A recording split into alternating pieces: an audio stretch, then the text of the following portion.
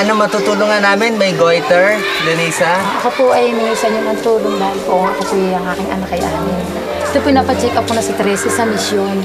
Ay sabi po ng aming supervisor, huwag ko daw ako magpera sa ganun mga libre. Kailangan operahan. O, dapat operahan. Ngayon po Toxic goiter o hindi? Toxic na ho. May gamot kang iniinom, wala? Ay dati po nang gagaling sa... Ay, yung capsule lang yung sometimes sa DOH. Pero 4 years na pong wala kami supply. Yun lang po. Magkano aabutin yung operation kung dito? Mahal. Hindi ko mahal.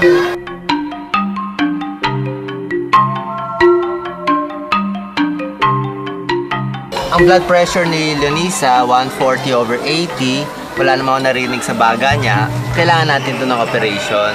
Okay? Kasi pag goiter po, hindi inaoperahan, lumalaki at hindi kayo makakalulon, mamamaos, katulad niya. Tsaka po ako pagka yung halimbawa yung kabilugan ng buwan, mahirap akong tumagok ng dawa. Yun lang po nga Kabilugan ng buwan? Bakit?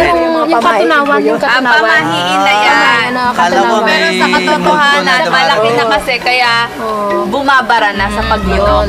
Ang magagawa namin ganito, Lenisa, pwede ka namin tulungan pa rin. Sige ha?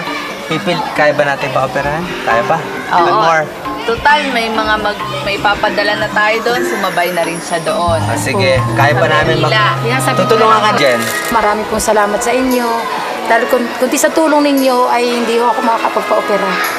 Dahil sa dami po na aking anak. Kasweldo po naman ang teacher, maliit lang. Puro loan. Ito kay Irene, bibigay ko. Dahil naintindihan mo to. Isang set ng gamot para sa sa'yo. bahay mo. Diyan ka na kukuha. Meron sa ubo, sa lagnat, at sa baba. Pakita.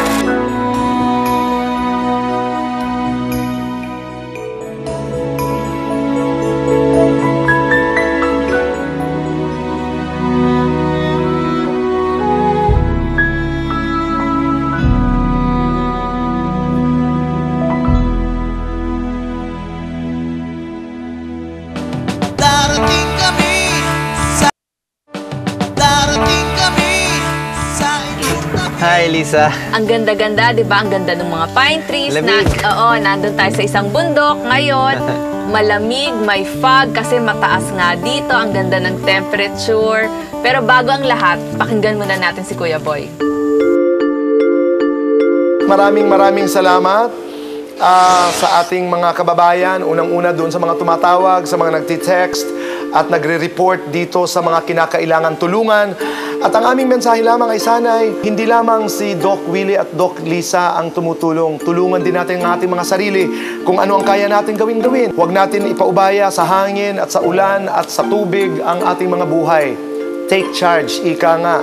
Kung ginagawa ni Doc Lisa at ni Doc Willie ang kanilang parte dito sa usaping ito, let's do our share.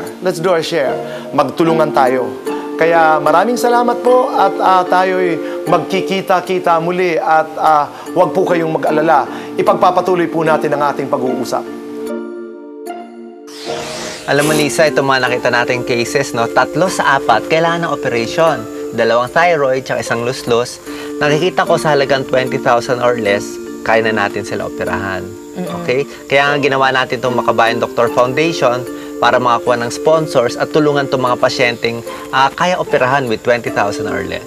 Yes, dun sa mga nakapila na gustong makasama, konting dasal pa na sana may mag-sponsor pa, may mag-donate pa sa atin para mapasama sila sa mga papa-operahan. Actually, sabi ko nga sa mga viewers natin kung hindi maka-donate, dasal na lang. Dasal muna. Na may ibang tutulong at promise naman natin lahat ng makukuha natin, bibigay natin sa mga pasyente. Yes. Okay? Kaya dasal namin, kagalingan nyo. Alam ko, uso ngayon ng comics. Ano ba yung binabasa?